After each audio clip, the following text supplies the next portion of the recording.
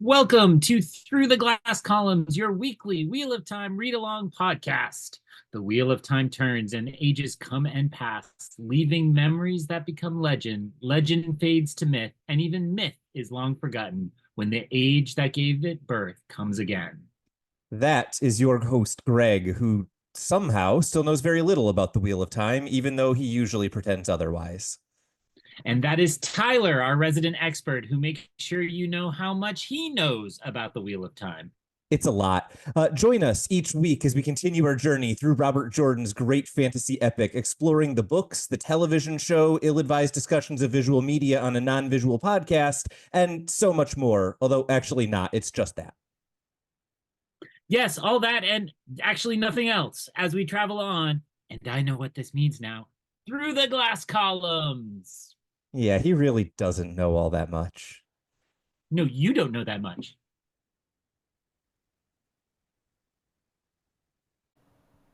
Dateline, whenever you're listening to this. Time now. It's Through the Glass Columns, your weekly Wheel of Time read-along podcast in which I, Greg, one of your hosts, laughs so hard at his own bits that he can't even get it out straight. I am joined by Tylor, your other host, who finds me less and less amusing every week. Tylor, how's it going? It's going pretty well. I have to say, I've started turning off my video as a result of some iffy connections a few weeks in a row, and you missed a face that I made when you decided to go like 1930s Chicago radio announcer. That was a choice, and I am here for it.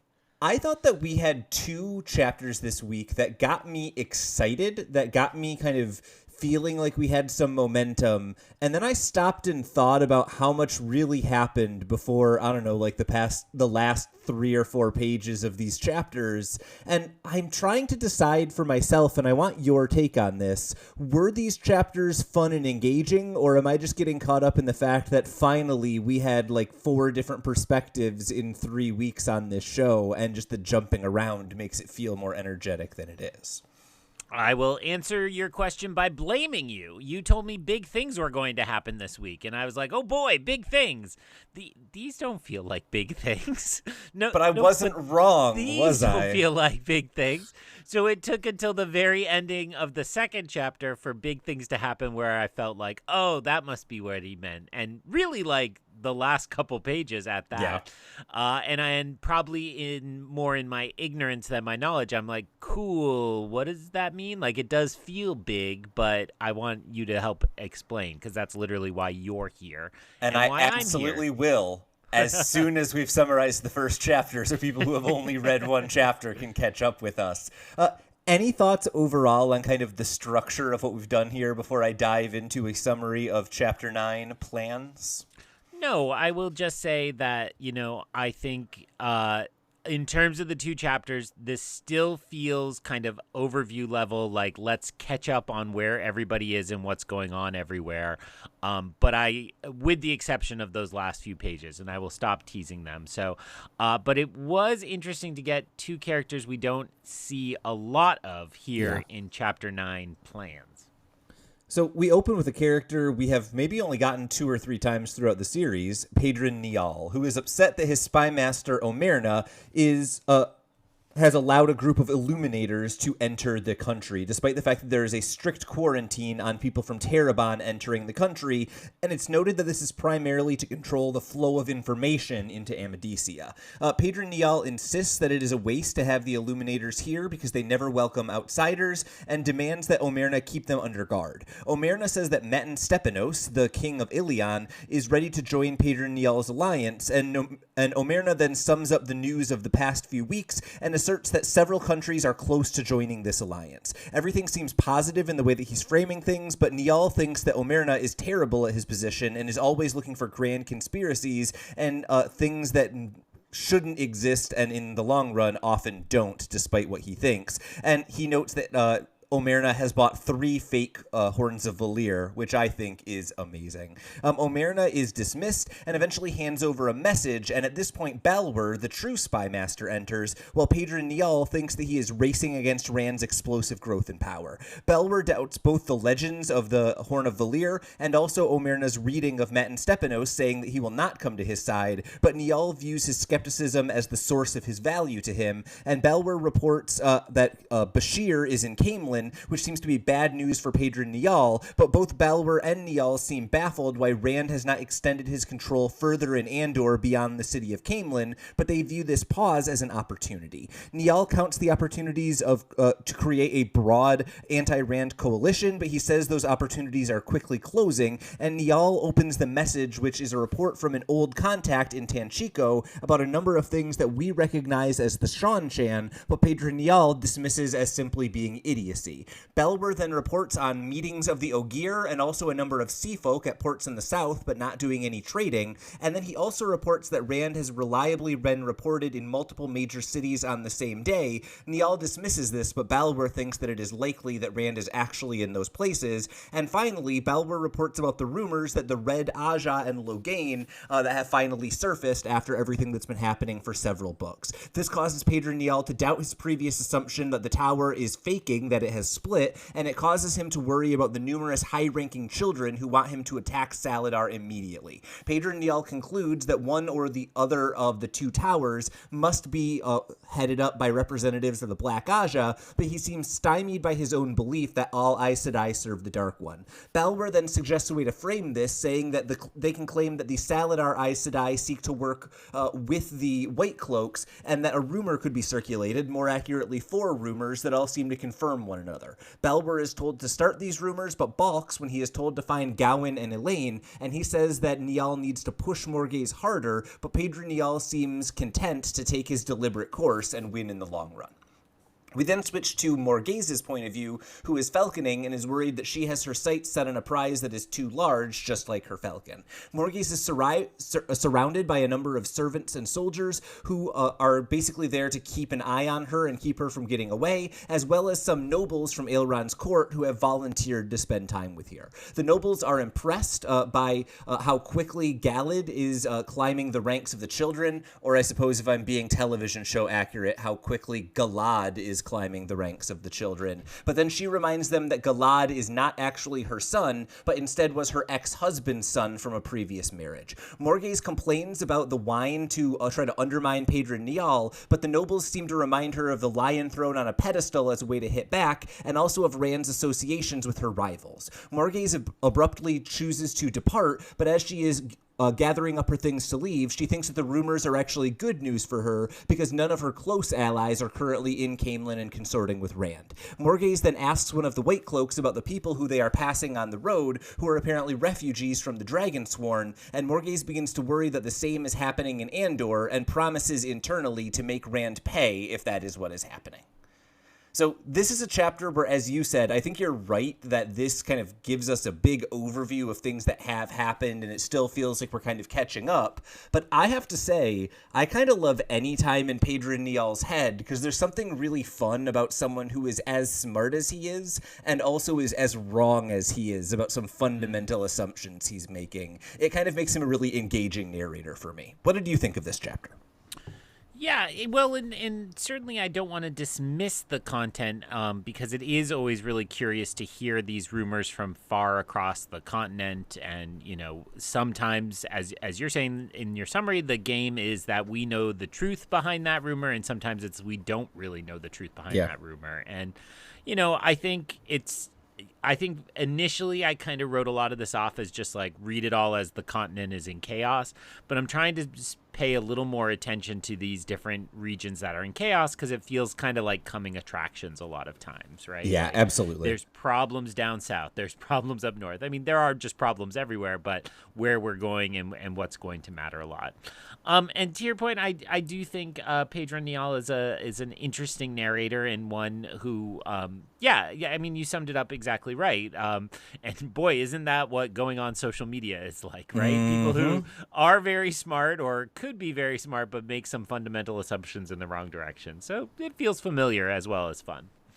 Yeah, and I think that this is what's so interesting about Pedron Niall is there's not very many characters who we read who plot internally. We often kind of see the outcome of plans and we see people thinking like, ooh, my plan is so smart. But Pedron Niall is one of the few who kind of walks through every step of his logic of how and why he's responding to things. And I think that's why he is the only person thus far who has been able to kind of carry the 15 pages of narration kind of chapter in a way that it doesn't bother me, right? Exposition dumps can be really frustrating.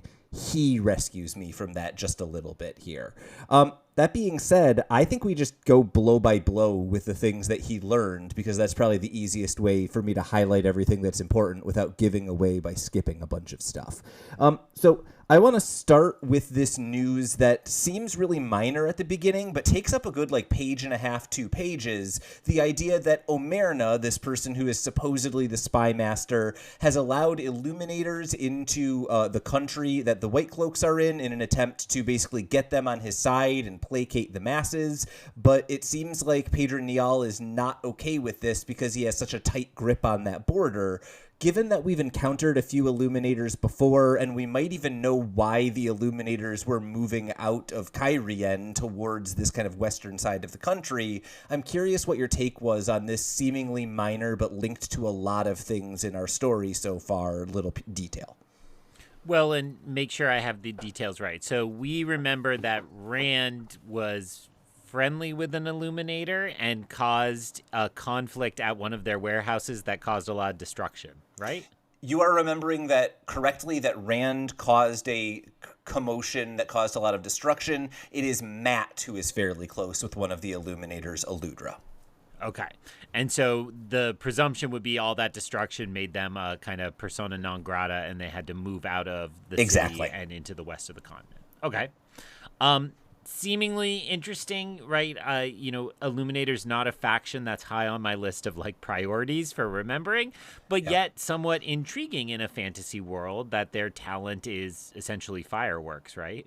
Yeah, exactly, right? And there's something... We know enough history to be aware that black powder and fireworks kind of develop right next to each other in a lot of cultures. So there's a lot of really interesting things to be kind of looking forward to potentially when the Illuminators are in town. The next bit is very much concerned with the politics of Pedron Niall's plan that we learned about in the prologue, which seems to be to basically get the leaders of every country that isn't currently under Rand's control to get on his side and kind of oppose Rand's seeming growing hegemony. I found it really interesting that the focus here is on Matan Stepanos, or however we're pronouncing that, the king of Ilion, given how much focus we have had in this series on Ilion, but never once on the king, because we know that there is a Forsaken on the council there who presumably is the real power. So I'm curious what your thoughts are here. Do you see this as important politicking because the king will become a big player later, or is this just yet another example of Pedron Niall thinking he's got the right chess pieces, but he's really capturing a pawn when he thinks it's a queen? I think the latter primarily. And, this nicely echoes what we've heard in other chapters about everybody's trying to gather up all the pieces they can to join their side. I don't think chess quite works in that same way. But while they're doing that, you have this player who is either aimed at the wrong goals, or is he the one who's smarter than anyone, which is the other possibility you raised? Yeah. Seems less likely, but possible, and particularly as we then move from this point into him kind of keeping tabs on the Aes Sedai, which we've talked about. They're both trying to, take inventory and gather up a few pieces. Yeah, and I found that kind of the piece that was really interesting to me was Balwer and Niall kind of going back and forth on a couple of these positions, where it was very clear that Niall thinks his plan is well thought out and kind of being executed, and Balwer is picking at the corners of it repeatedly. The version of this that kind of especially stood out to me was the moment where Balwer is insisting that we need to read very deeply into why Rand is not expanding further from Caemlyn. And he has these theories about Bashir and what that might mean for the Northerners. And he actually has the right read. Rand isn't just focused on Caemlyn because he is not just in Caemlyn. He is kind of jumping around. And once again, Pedron Niall jumps to the wrong conclusion. I was really interested in this section mostly because I had not thought of Rand as having slowed down at all. We kind of went between the books and it felt like it was a pretty quick progression, but this chapter makes it clear that we are well over a month from the fall of Caemlyn and Rand has basically done nothing to consolidate his power in that country. That gets me more worried about him than I was when it seemed like he was really in control with his plan a couple of chapters ago. Well, and I think part of it in my head is not just the switch between books, but that he and all his forces had taken Kyrian, and then he moved on to Caemlyn and took Caemlyn. Right. And it took a while. I mean, I know he brought some with him, but it feels like he needs to just literally consolidate the forces that he still has kind of actively in his army by getting everybody together. And so I think that feels like part of the stall, right? It's like letting the army catch up with him, which takes time, but then it does seem like we're supposed to take away that he's not sure what his next step is, so he's been slow to make that next step. Yeah, and I think that's exactly right, is we are seeing how much everyone is rushing to catch up with Rand, but this kind of unexpected pause is giving them an opportunity to. And I think watching what everyone is going to do with that is really interesting. We now know Pedron Niall, but there's 8 other players with pieces on the board. Then we get what is probably the most interesting tidbit yet. We have for a few books now gotten catch up on Tanchico, where everyone is like, who were these crazy Aes Sedai causing problems in Tanchico? And now we got a message from Tanchico, and I immediately assumed like, oh, this is going to be more of the same. There are Aes Sedai there. And instead we get flying creatures and Aes Sedai on leashes and the Hyleni and... Ooh, the Seanchan may be back, and it may be where our characters were very recently. Seems to be the kind of lingering thread here. Yeah, and I start to play the game of when are the Seanchan going to be a thing we need to conquer, and it still feels like a deep tease to me, right? Like it feels like this is the threat everybody's ignoring, and it's just gaining more and more power, and this seems like a good hint at that, right? Like Tanchico seemingly is completely under their control with monsters, with all their forces.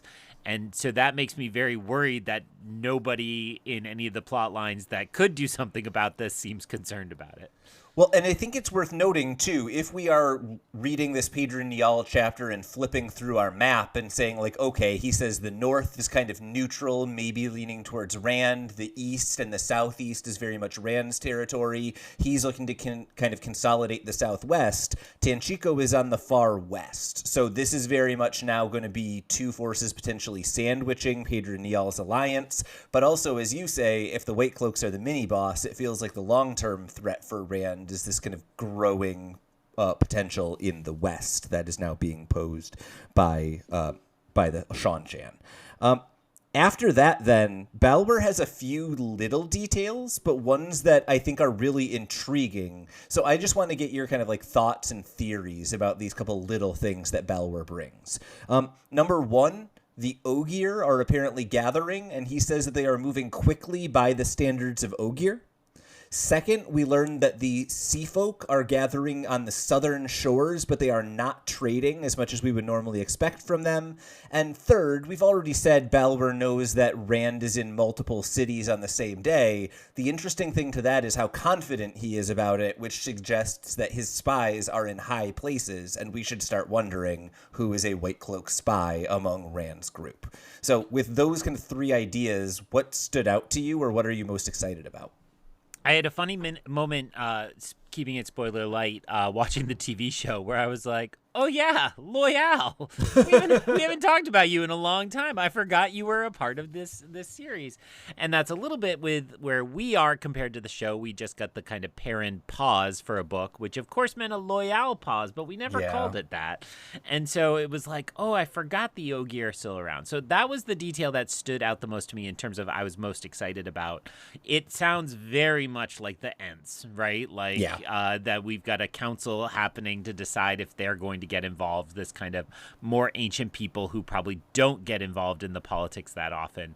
But the fact that we're being told they're moving with some haste suggests that that will potentially come to pass, right? Yeah. Will it be a Lord of the Rings, this is a really powerful ally that will help you out one time and then disappear? We shall see. Or maybe you mean like every ally in Lord of the Rings? Or it might be a little deeper. I interpreted the Southern Coast folk as just fleeing the Shan-Chan, right? Like, if we know the Shan-Chan are out and about in the water, this feels like, okay, let's get to shore and hide from them. So I would be worried about, if I had distant relatives on some of those islands below the continent, I would be concerned. And it's worth noting, this might also help us resolve some of the issue that when Rand was running into the sea, or not Rand, when Matt was running into the sea folk well inland. If what you're saying is they are fleeing a conflict on the ocean, that makes a lot of sense. Right. Far upriver is where we last Yeah, found exactly. them. Yeah. Yeah, and then you mentioned a third one, which I've now forgotten. Rand having spies who can identify him as being in multiple cities. Yeah, I mean, highly placed, like you said, also like a sophisticated network, right? Yeah. Because if he's getting letters from two different faraway cities, but they're coming quickly enough and are kind of complex enough for him to track that Rand was in both places, then that suggests a pretty capable spy network. Yeah, at minimum, he is getting daily updates on Rand's whereabouts, and that is a lot of updates in Fantasyland in particular. I think then really all we've got is this kind of politicking and plotting around what to do with the Saladar Aes Sedai is kind of the rest of this scene. Where Sorry, I'm busy thinking about Rand in Fantasyland at Disney World. So his location is the teacups, and then he's on the flying Dumbos, and then I don't even know what else is in Fantasyland. Sorry. Those are the only things that really we need to be paying attention to. Perrin would know more about that. Rand has never understood it. That's a Rand and Perrin with girls joke, if anyone is wondering. So we get this really interesting moment, what I thought was the most Pedron Niall-y of all of the Pedron Niall here, where he realizes that there was actually a split among the Aes Sedai. It was not a fake out. And then he is immediately stuck with like an internal contradiction in his philosophy, because how can the Black Aja fight against the Aes Sedai if all Aes Sedai are Black Aja? And it was really kind of fun to see, like, it almost felt like watching someone who is like really deeply like someone who is really devoted, a zealot to their religion, finding like a detail that doesn't quite fit with what they're thinking, and they just don't know what to do about it until someone offers them an olive branch and they grasp onto it. That felt like Pedron Niall with Balwer, right? He had no idea how to handle this revelation, and Balwer gave him a series of plans for how to fix the problem. This was both interesting to see that play out, and it also makes me wonder how much Balwer is actually running things if Pedron Niall gets kind of overwhelmed and then has someone to jump in for him at times. What was your take on this relatively complex bit of politicking? I mean, primarily that Balwer, this new character, is a force to be reckoned with, right? Like, he's immediate, and this idea of let's not spread one rumor, let's spread four so they confirm each other. That's all like very sophisticated, and I was like, okay, this guy, there's a reason this guy's a spy master, right? Like, as a part of this. And I think, I thought of conspiracy theorists, and I'm trying to say that in a not insulting way to our religious listeners, that you likened it to a religion, but like conspiracy theorists who have that motivated reasoning that just find a new level to the conspiracy to explain every bit. It felt like, that kind of motivated reasoning to make sure that the truth that he wants can remain. So that's my combination out of that moment. Absolutely. Any last thoughts on Pedron Niall and Balwer before we jump into Morgase's perspective? The only other thing we haven't touched on, which maybe and I put it in my notes by mistake, is just that he continues to still be very skeptical that Rand is the dragon, right? Yeah. Like, he refers to him as a false dragon. And it's always funny to encounter somebody at that point in their journey, because we're so dyed in the wool now that it's like, no, like, dude, get over that piece. And so just that as another one that you could see all of this. I guess it's exactly what we were just talking about. You can see all of this and still be like, oh, I think it's a false dragon. Yeah, there's something very funny about operating in a fantasy world in which you acknowledge that there is an actual devil who sends literal monsters to destroy us all, but like that guy took over that castle without any help is a bridge too far for Pedron Niall. Has always seemed a little bit odd to me.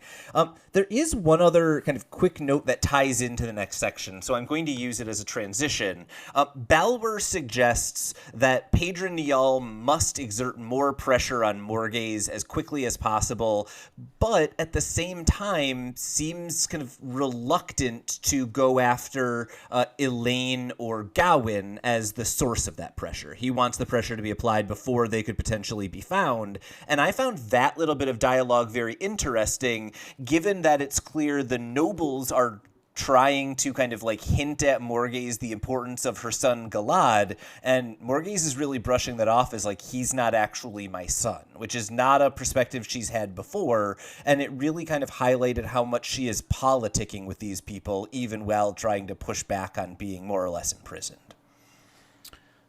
Yeah, and I guess where my mind was at to take the transition is Morgase is actually a piece worth capturing, it seems to me right now, to use our metaphor from before. Like, she is a very powerful person with a lot of influence, and she could really go in any direction here because she has reasons to distrust all sides, right? Yeah. You could see her very easily kind of eventually overcoming the difference with Rand and falling in with him, perhaps through Elaine's influence, or you could see her becoming a stalwart of this anti-Rand side. So I like that they're positioning her and then to at least signal to all of us that she has a weakness, maybe. I mean, I don't like Galad either, but this idea that you know, the kids might be the route to her, but that's pretty extreme, seems right. How would somebody in her position react to that type of pressure, I think is a question worth asking. Yeah, and I think watching Morgase under that kind of pressure, you can't help but just be impressed. This is a chapter where she does a lot of really small things, like call out how bad the wine is, and immediately the narration is like, I had to do that to undermine confidence in Pedron Niall, so later I can do something else. And that feels like something that Morgase and maybe 10 other people in the world could pull off, and she's nailing it. I don't think we are quite at the point yet where I can like put big blinking red signs on like who are Galad's parents and who are Elaine's parents and what have you. But just take a look at that family tree, and probably sometime soon I'll be able to reveal all of the links between everyone and everyone else in it. Galad's not Morgase's, and that will be useful to know later. Beyond that, I don't have a lot to say here. It's a good scene. It tells us a lot about Morgase. I felt like there were 10 good examples of her finding little ways to push back on the things that she was being told or the way that she was being treated. But I don't have a lot until she says, I'm going to get you, Rand al'Thor, at the end of the chapter. What was your takeaway overall here? Oh, the main note I have is just that I think building off of what you said about how you see her and she's so capable and she's so in charge, and then the fact that she's pretty afraid of the fact that Rand is letting lots of men learn to channel. Yeah. That to me says maybe because I had been thinking like, yay, he started a little all-men wizard academy, and now I'm thinking like, well, maybe I shouldn't be excited about that. Like, there's probably real danger here, and some question about it since we know this leads to madness. But yeah, the last all-men wizard academy did cause 3,000 years of fall from a great once technologically advanced society. So I think a reminder here that, yes, it could just be the common wisdom winning out, but I think we're supposed to have more pause than we might have after that earlier chapter with Rand at the all-boys school for witchcraft and wizardry. I guess just wizardry. Go ahead. Yeah, just wizardry. You're correct. I am curious about one moment at the end of the chapter. Morgase has this encounter with the captain of the White Cloaks who are leading her, and she thinks that she is making progress. She is not getting one-word answers. She is getting full descriptive sentences. And while this is happening, she sees a large group of Dragonsworn walking by, and most of the full descriptive sentences she gets from that guard are about the Dragonsworn and how terrible life is for those who are fleeing the horrors of Altara. Did Pedron Niall arrange for those Dragonsworn to be on her ride home? Because I legitimately don't know how deep this rabbit hole goes. Yeah, actually, so it reminds me, I worked at a college that was in trouble and eventually shut down, and we had a reporter come to campus, and the president tried so hard to put all the world's best students in that reporter's path, between the offices she was scheduled to visit, in case she just happened to stop and ask any student and be like, "Oh, you from the dean's list." It didn't work out. The college still closed, but and I'm that's not where I currently work. In case any of my colleagues are talking about that, or listening and found my podcast. So that seems a step beyond, but the whole encounter does feel like propaganda. Like they are playing up the victimhood to make her nervous for her people. I think manipulating her because she, is it her children who are her weakness or her subjects? Let's just put the pressure on all the points. Yeah, and I thought the moment where Morgase kind of realizes all of these people who are here probably would really enjoy spending time with me on their own, but they are only in this crappy city because they want to be part of this sort of getting me on board. And I thought that idea of her kind of knowing that she is attempting to be manipulated and is that enough to stop it from working is an interesting question to have kind of lingering over us as we move on to other plot lines. Last thoughts on Morgase and Pedron Niall before I do another big ol' long summary, which Greg will be excited about the last 15 seconds of? Onward to the summary. Not a bad chapter, not my favorite, but exciting people to still have involved in the tale. And then we move on to Chapter 10, A Saying in the Borderlands. Rand wishes he could be alone while surrounded by dozens of guards, but he also worries that there are so many servants who fled during the initial invasion of Caemlyn, and so now a large number of pensioners are filling in for the time being. Rand has learned the mental trick of not allowing sweat or heat to bother him, and he laughs at not being related to the power at all, and he is surprised he surprises Davram Bashir with his laugh, and Bashir seems to he seems to start describing all of the problems in the city and is surprised that Rand is kind of taking it lightly, but Rand seems to see it as a good thing that the city is filling up, even if it is causing some occasional problems. But Bashir seems especially worried, first off, that enemies and dark friends might be among the many refugees, but also that there has been an increase in violence targeted specifically against those people who deny what are called Rand's miracles. These are apparently the Tyviran twisting of fate that we have seen from Rand before, things like people falling off of high areas and not dying. Rand worries about what this is going to do to the city before remembering an old saying from the Borderlands, duty is heavier than a mountain, but death is lighter than a feather, and then Rand eventually decides to punish those doing the violence, even if it is supporting him, but Bashir is concerned about this allowing for a kind of freedom of information because he notes that many of the rumors are starting to actually harm Rand directly. When Rand asks for good news, Bashir reports that several nobles who are high and important in Caemlyn are in the city, but are not yet responding to Rand's invitations, and Rand eventually decides to have Aramilla send fresh invitations, which Bashir will write, and he thinks that this is taking advantage of Moraine's lessons and how to play the great game. Bashir also has news of two Aes Sedai in the city, but not the one who is healing animals, which they have previously discussed. Rand wonders why these Aes Sedai have come when so many try to avoid the city specifically, and Rand decides that he can handle two Aes Sedai, and when he thinks this, Lews Therin immediately begins crying out about pride. This worries Rand because it was a response to his thoughts that were not directed at Lews Therin, and that has not happened before. He then sees Aviendha and begins to wonder if he loves her, while Lews Therin begins to scream about Ilyena. Rand decides to go to the inn where the Aes Sedai are, and eventually he says that the maidens may come along with him, but not before multiple times, as I wrote, shots are fired about whether or not the maidens are acting like old old maids, and the result of this is that they all seem to think that Rand has finally grown a sense of humor. Bashir advises that wise men know when to talk to women and when to ignore them, but Rand largely ignores him and rides off into the city. Rand observes both the amazing architecture and also the increasingly diverse populace, as a large number of refugees have flooded the city, and he worries about the few Dragonsworn that he sees and what they mean for the future of the world.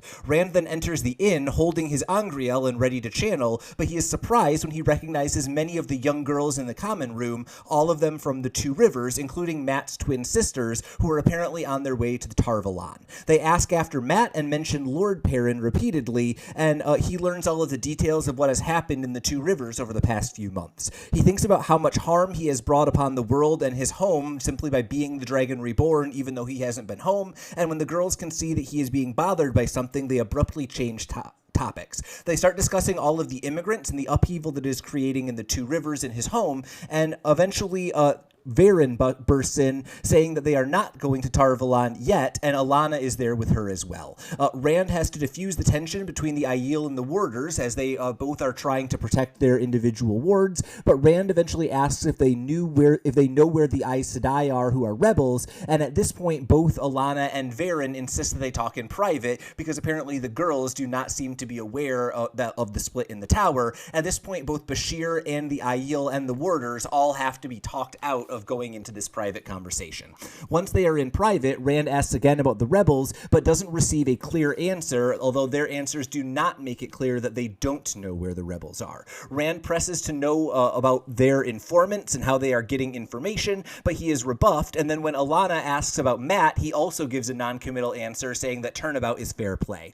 At this point, Alana says that he looks tired and reaches out towards him, and after she reassures him that she does not mean to harm him, Rand allows it. At this point, she channels towards him, and Rand feels odd and then demands to know what she did, and immediately shields both Varen and Alana. At this point, Varen says that Alana bonded him as a warder, and Rand tries to steady his anger and then orders they remain in Caemlyn but not enter the inner city. He rushes out into the common room angrily, but the Two Rivers girls then ask whether he is the dragon because someone suggests that he is, and when he agrees, they all seem to doubt him until he lifts them in the air and causes them all to cry and become very afraid. Alana eventually tells him to release the scared girls, and he apologizes and does so, but Bashir says what's done is done, and Rand thinks that it is good the girls will avoid him, and then wonders if the mountain will ever stop getting heavier, and rides off.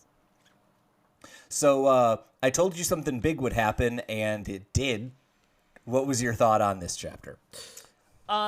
So agree that this feels huge, but it happens so subtly. It actually took me a moment to figure out exactly what had happened, right? And I honestly can't decide if I like that or if I don't like it, because in some ways it's frustrating because I was like, wait, what? Like, he's that mad and she just did that? Like, what? Yeah. And I read it again and I'm like, that's crazy. And so I feel like the goal, and you could critique it as the right goal or the wrong goal, but it's just to make us feel like Rand. Like, we didn't see this coming and it just happens, and then it's like, it's just done. And I think where I hinted at the beginning of the episode I wanted to ask questions about is I especially from the TV show, remember that they now share emotions.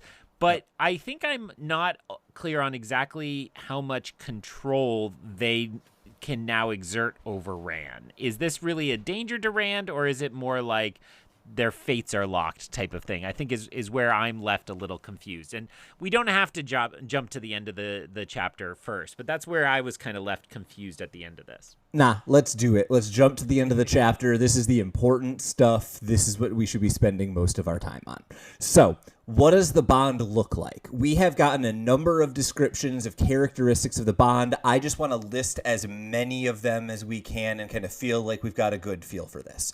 Number one, we know that warders gain some strength and ability and also are kind of more healthy and hardy. This is why Birgitte was able to survive after being bonded, and this is also why Lan is often able to stay up and work for 18 hours while everyone else is sleeping, right? We also know that warders and their Aes Sedai are aware of each other's location, and are able to tell roughly what direction and how far away the other is. And then, as you said, there is also the bond in terms of being able to lightly feel each other's emotions. You may get some crossover in terms of if one of them is angry, that might make the other one angry. But it's also worth noting they are described as feeling each other's pain, and we've seen things like Lan be wounded and Moraine wince or vice versa. And so this is where you were asking what is kind of the downside. This is where these things start to come in. In terms of does the bond enable any control? No. That does not seem to be the case. In terms of does the bond allow for you to gain knowledge or learn things? Not really, other than maybe being able to tell if someone's being evasive through the bond. But the things that we should really worry about are, one, there is now an Aes Sedai who will always know Rand's exact location, which means if Alana was, say, kidnapped, she could lead anyone right to him. It is also now very dangerous for Rand if Alana were to be harmed or die. We know, for example, that Moraine was very concerned that in kind of the pain of losing her, that Lan would basically, if not go mad, at least kind of be so overwhelmed with emotions that he could try to get himself killed going to the Blight. And so that's why Moraine passed her bond on to someone when she died rather than allowing Lan to kind of feel the full death. And so this is now the worry, is Alana is very much a weakness of Rand's potentially because of this bond. And I had immediately thought of Lan as well, that Alana could kind of at any time make that choice. I mean, it seems a little tricky how one sets the bond to someone else, right? It's not like she writes on a piece of parchment or something, like, or I declare bankruptcy, like Michael Scott or something like that. But it has to actually presumably go through some kind of ritual, maybe with the other person to set up the transfer for when the time comes. That is correct. And it's worth noting in the second book, the first time that we got a hint that Moraine was doing this, she specifically referred to, like, we were just in the tower and while we were there, I blah, blah, blah. And so this is very clearly something she had kind of been planning long in advance. Unless Alana indicates that is happening, our assumption should be she will plan to keep this bond until one of them dies. Well, and then I want to go with a good old-fashioned Arrested Development, her, because I feel like your patient questioning has made me kind of suspicious of Varen a lot, and like, you know, it has been one of those characters who's just very present, right? Yeah. And we don't know a ton about her and her motivations, and so it surprised me that it's Alana. Is the answer just that it's because she's a green and so can take on this second warder, or is there something more to it? So I think there are a few things going on here that are important to acknowledge with Alana. Number one, Alana has lost a warder in the past 3 or 4 months. So in the television show, this was recently dramatized in the first episode of the season. In the books, when Alana and Varen are sneaking into the Two Rivers, the White Cloaks catch them, and in escaping, one of Alana's warders is killed. So it's been maybe 2-3 months since that happened, but it's worth noting that's probably not enough time for Alana to fully be over the loss of a warder. So she is probably not in the best emotional space and probably feels like she has a hole in her life, more or less one warder sized. Second, it's worth noting that Alana had a lot of kind of questions about Perrin and was very clearly interested in figuring out how was ta'veren working in the Two Rivers. And there was even, I believe, one conversation where Fael very clearly was like, Alana, back off Perrin. And her response was something like, don't worry, I am not at a place where I would bond someone without permission yet. And so I think we've kind of seen this slowly building with Alana in very subtle ways. She is kind of someone who is not in a good emotional place, feeling like she's missing a warder, and she wanted more control over Perrin than she was able to get, and it kind of feels like this is her overreacting to that and striking while the iron is hot. But it's also worth noting the way that the warder bond has been described by other people is a very close, intimate thing that you would never do without someone's permission. I've heard a lot of book readers on the internet refer to this scene as close to an on-scene rape as we get for the first 5 or 6 books of this series. Like, this is a big deal that this happened without Rand's consent. Well, in hearing that from you and hearing a resounding tread carefully, counselor, my other thought about this is the way you just described it is I should be thinking about this less as she's desperate to control the dragon reborn than this is an emotionally damaged person who maybe is just trying to fulfill something that's missing, and Rand is convenient, right? I think both of those things are true at the same time. I think she is an emotionally damaged person who is looking to fill a void, and also probably would love to be able to control the most powerful channeler in the world right before the last battle is about to begin. And remember, the Greens in particular are obsessed with the last battle. It is the point of their Aja. So that satisfies her question, and this does seem. I don't think I had really appreciated the way you described it, as this is now not that Rand is in any way under control, but that Rand now has a huge weakness. This is the loose scale on Smaug's belly, the very quick, easy way to get at Rand. Yes, absolutely. And now that we have spent 15 minutes talking about this chapter, what do you say we go to the beginning of the chapter? My notes just say Rand gets a West Wing walk-in talk. That's how it all felt to me. Yeah. Is he's just walking down a hall and we're getting plot, plot, plot, plot, plot. So please illuminate me on some things I should take away from this. Honestly, not a lot in the first third of the chapter. There is a fun little note that I just want to point out. Many times in this series, the Aes Sedai are described as never sweating, no matter how hot the weather is. And according to Rand here, that is a trick of the mind that non-channelers can learn too. But only channelers have ever learned it. Wink, wink. I don't know why. That's just a weird detail. We then get the titular quote of this chapter, and I think that when it gets referenced a few times in the chapter, we've got to at least talk about what is weighing on Rand right now. Duty is heavier than a mountain, death is lighter than a feather. The first half of that feels exactly like what Rand should and could be thinking at this point. He is now feeling the burden of leadership, but the fact that the Borderlanders, who are a very kind of terse, direct people, the fact that he is taking one of their most fatalistic phrases makes me worried about kind of his balance mentally. Rand should be worried about his duty, but it doesn't feel like his alternative right now is death. And, like, it's so hard to take seriously any threat to Rand. This is, like, even accepting our conversation from moments ago, that like it doesn't feel like he really sees himself as anything except invincible. So what does that phrase mean in that context?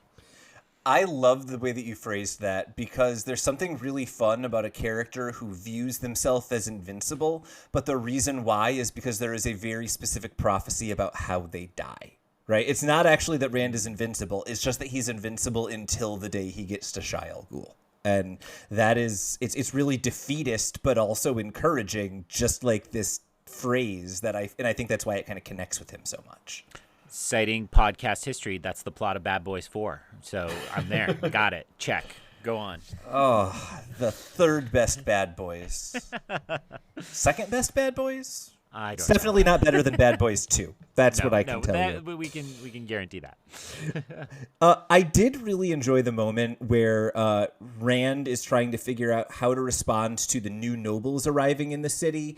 And first he tells Bashir to handle it. And Bashir gives him the light note, if I am the one handling this, it's going to seem like Saldia has invaded Caemlyn. And so Rand then thinks about Moraine's teachings and has Bashir word the letters that someone else will write. And I thought that moment really kind of showed me that even though Moraine is gone, Rand kind of took more from her than I think I expected given what we saw on screen. I feel like every scene of Moraine and Rand we got was Rand saying, no, Moraine, now's not the time to train with you. But clearly he learned more than we saw him do on screen. Well, and that to me reads as a victory for Moraine, because so much of the last book was her being like, whispering pop secret to him, and yet him not getting the hint. Very Arrested Development tonight, I guess. So really didn't seem like he got the hint. So yeah, it's a victory to Moraine that some of her teachings sank in. And speaking as a teacher, that's all we want. Just some hint that something we said at one point meant something to somebody. My final exam every year was like, please just tell me what I taught you. Just 10 things, any 10 things. Yeah. Still ended up with a C average. Yeah. I think the next moment that really stood out to me was Lews Therin coming out of nowhere. Rand had repeatedly in this chapter and the previous one thought about how little Lews Therin was showing up since the last time he addressed him directly, and Rand had seemed kind of like settled into being a really good leader, and then Lews Therin jumps in at the mention internally of Rand thinking he can handle two Aes Sedai. And both the fact that Lews Therin is now responding to Rand's private thoughts, not thoughts that are directed at Lews Therin, that seems like an advancement in the madness to some degree. But also the fact that Rand literally thinks that he can handle two Aes Sedai with no help kind of feels like overconfidence to me, given where he is at in his journey. And so there's a part of me that's actually like, I kind of like this voice in his head. He's advising caution to a boy who needs it. And now I'm wondering if I'm the mad one. What are your thoughts on Lews Therin in this chapter?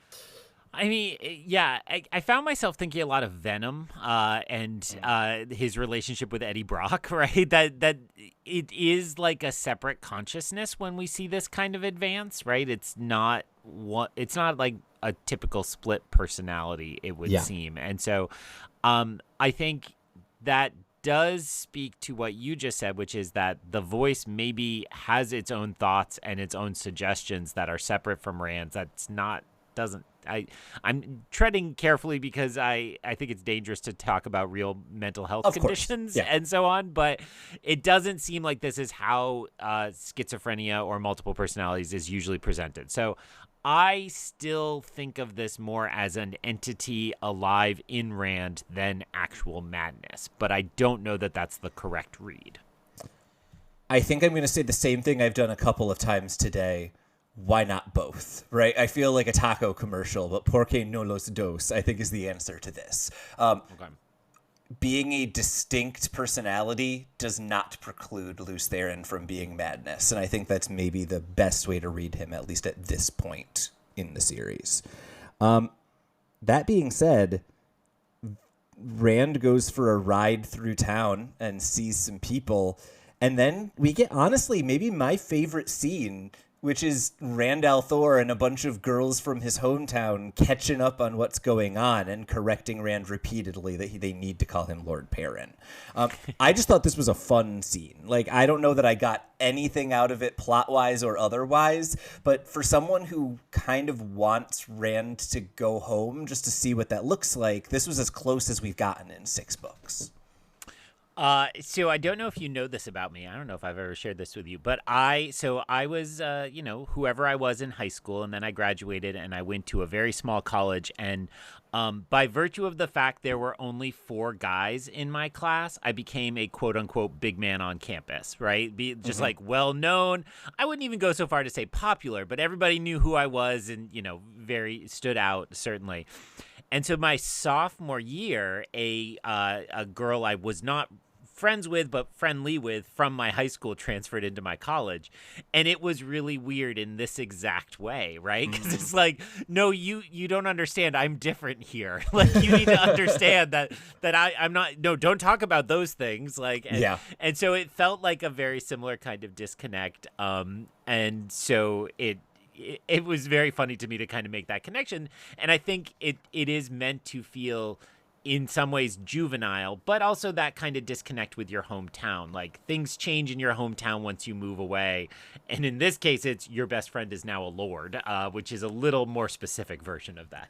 Well, and I really loved the moment both of Rand kind of not being able to fully process Perrin being a lord, but then realizing how much of the change in the Two Rivers is indirectly a result of him. right? Like, so much of what's going on is like the Dragon Sworn are causing refugees, or the White Cloaks are after the city where the Dragon Reborn is from. And so there's this kind of fascinating moment here where Rand is like, I have not been home. I have not interacted with home, but I have changed it to the point that I'm not sure I would recognize it anymore. And that's kind of a fun moment for a character who, as I mentioned, like, I just want to see him go to the Two Rivers, and he, at least for 6 books, has not. Well, and he had that moment too where he thought about how he could have gone there with Perrin, but did not. So yeah, similar dynamic there. And then remind me, in the television show universe, Matt's sisters did not survive the initial conflict. No, they did. Perrin's wife did not. Yes, that's what I'm thinking of. Okay. So Matt in the TV show still has sisters back in the Two Rivers. That is correct. You are apparently slightly behind on the television show, because if you had seen all of the episodes that are out, you would have seen Matt Cawthon's sisters on the television show. I mean, no spoilers, but I just got to the podcast name on the TV show, which I think is 2 or 3 weeks ago. So yeah, you're a couple weeks behind. Yeah. I'm a busy man, Tyler. I got things going on. Not that anyone knows when we're recording this podcast. Just never. I think then we have caught up to where we began this chapter, right? The discussion between Varen and Alana and Rand is tense. I think that this is the first time we've really seen Rand put the advice Moiraine gave him to not trust Aes Sedai kind of. It's the first time we're seeing him take that advice, and it's interesting how much he views that as transactional. If you give me information, I'll give you information. And then Alana just blows it up. And I think, honestly, the thing that surprises me the most about this scene, other than, as you said, how quick it happens and how almost easy to miss it is how little Varen reacts to everything that's going on. Because from what we've read in other chapters, she should be the one freaking out and saying, what the hell did you just do?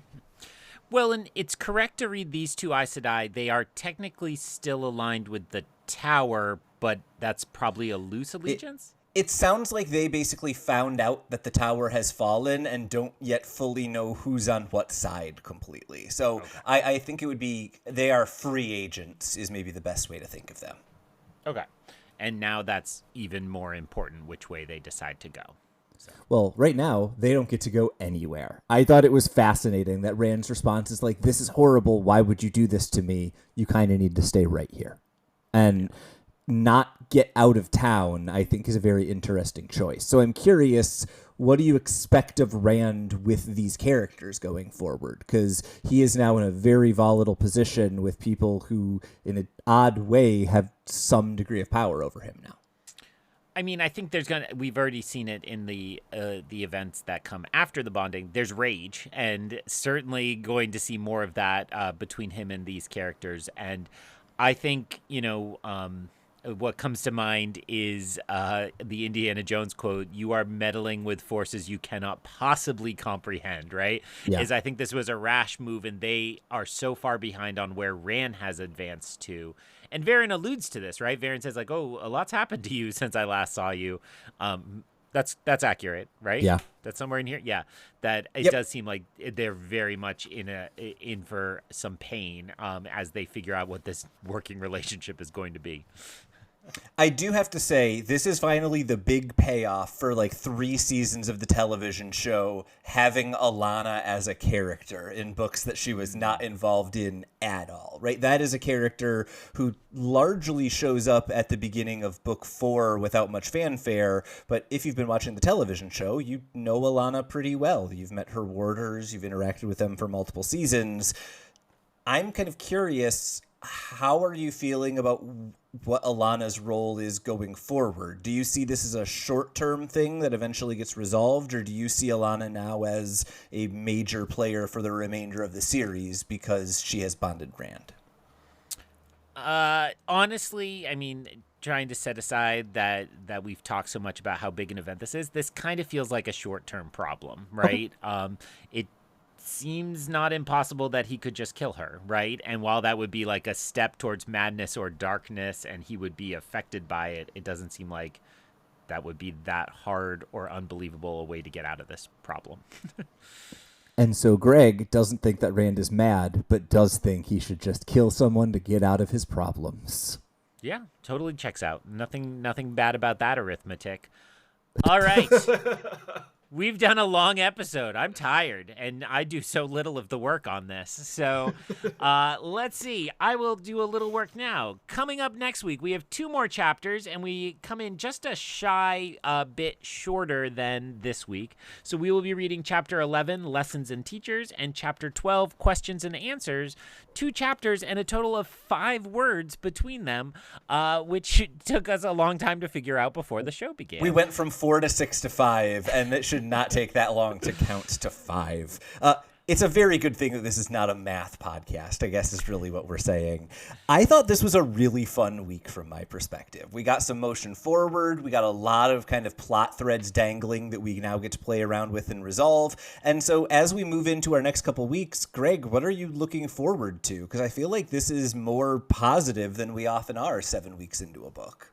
Yeah, I'm excited. I'm starting to feel the itch of like, let's just keep moving. Let's keep reading. We've had, a little bit of delays here and there just in recording schedule, which aren't interesting to the listeners. But I want to, get this page count up and really dive into it. So I hope that's how our listeners feel and that they will do so. And then join us here again next time through the math columns. Nice. So ends another episode of Through the Glass Columns. We thank you for joining us and continuing with us on our quest to cover all of the Wheel of Time in our own sweet time. This podcast features original content developed by Tylor and Greg Cass and is not in any way affiliated with, associated with, or condoned by the Robert Jordan Estate, Tor Fantasy, Amazon, or our wives. All content is intended for entertainment and educational purposes only. If you're enjoying this podcast, please seek out the books from your local bookshop or library and join us as we continue our journey. If you'd like to contact us to share your thoughts or give feedback, find us on Instagram or Threads by searching Through the Glass Columns.